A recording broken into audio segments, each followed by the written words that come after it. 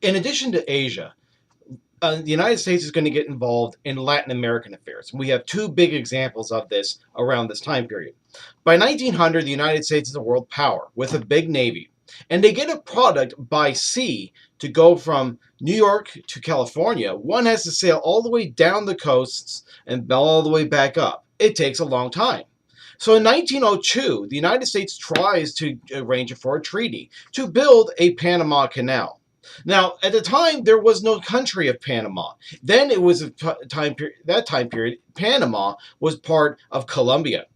So we try to make a treaty with Colombia, and they reject it. Now, Roosevelt is the president of the United States at the time. And all of a sudden, a very promising revolutionary situation is going to break out in Panama.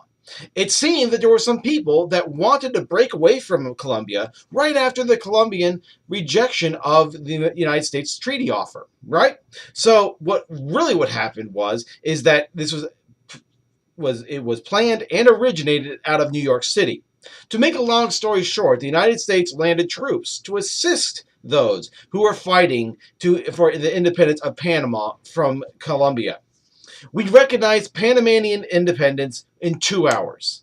To give you a sense of comparison, the United States took 17 years to recognize the existence of the Soviet Union.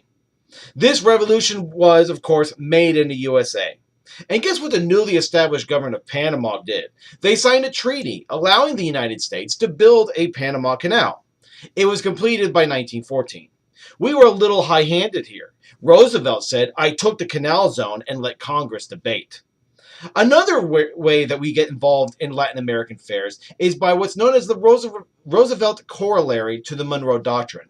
A corollary, basically, is an add-on. And the Monroe Doctrine, if you remember, closes off the Western Hemisphere from European interference, right? From European colonization.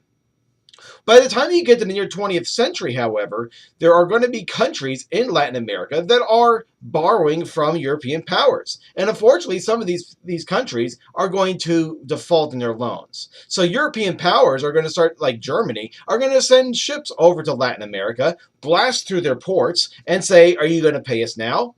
That's intervention. That is a violation of the Monroe Doctrine. So in 1904, Roosevelt adds a corollary to this Monroe Doctrine and said that whenever misbehavior becomes too much of a problem, it was time for some civilized nation to step in.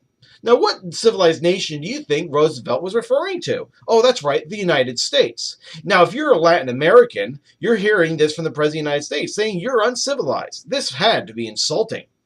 So on this basis, we are going to regularly intervene in many Latin American countries with our forces. The end result of all of this is the fact that the United States is now a world power with massive commitments all around the world.